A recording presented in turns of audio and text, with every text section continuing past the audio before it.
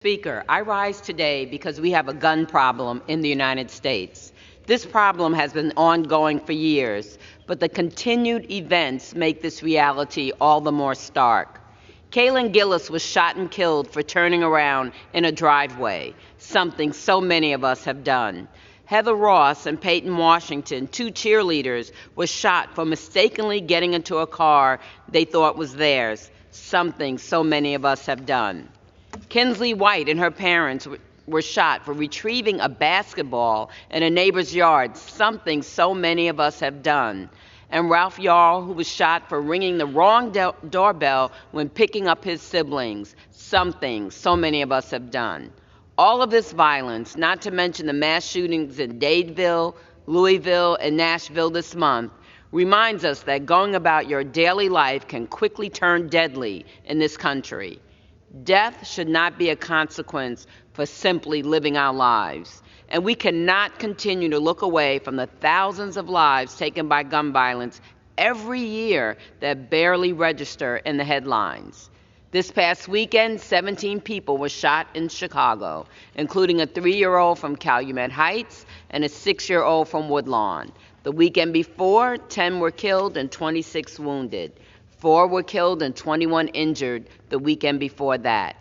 Whether it's from a fight gone too far, an accidental discharge, a stray bullet, or death by suicide, guns make our communities more dangerous and restrict other people's freedoms. Walking down the street or playing with your kids on the front porch shouldn't be dangerous activities. I am sick and tired of gun violence only being acknowledged in Chicago to say that gun laws don't work. This is simply not true. According to trace data from the ATF, only 49% of crime guns used in Illinois are from Illinois. Illegal gun trafficking from states with fewer gun protections make my constituents less safe. Whether it's background checks, consumer safety laws, community violence intervention, or cracking down on gun trafficking, gun safety laws work. States that have fewer gun laws have higher gun deaths. Already in 2023, 13,000 people have died because of a gun, and another 10,000 have been wounded. These numbers include homicides and suicides, mass shootings, and daily gun violence. One thing these incidents all have in common is that access to a firearm made them more deadly. This is a public health crisis that is painfully American. Unlike our peer countries, life expectancy in this country is not rising after the worst of the pandemic has abated. Life expectancy continues to decline because our young people are dying, and too many of those deaths are from guns. And the data shows that violence begets violence begets violence. More violence means fewer job opportunities, fewer education opportunities, and fewer opportunities to build a healthy family.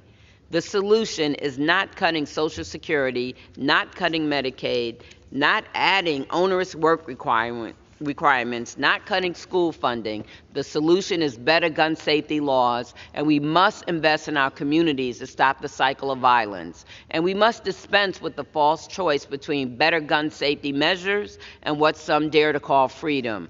A constant slow-motion massacre is not the price of freedom. This is a farce. What about our freedom to go to the grocery store, to church, to go to school, to ride on the bus, to play in the park, to come out of choir practice, to get coffee from a coffee shop without fear of getting shot? No matter who they are or where they grew up, someone being shot to death is not an inevitability. They died because we failed them. We failed their family, we failed their community. Well, I'm tired of failing. We have the tools to stop this senseless violence. We just need the courage to use them.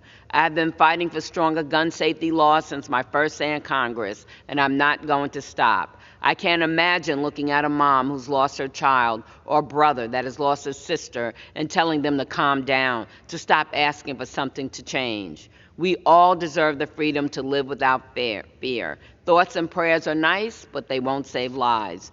Doing nothing is not an option. Thank you, and I yield back.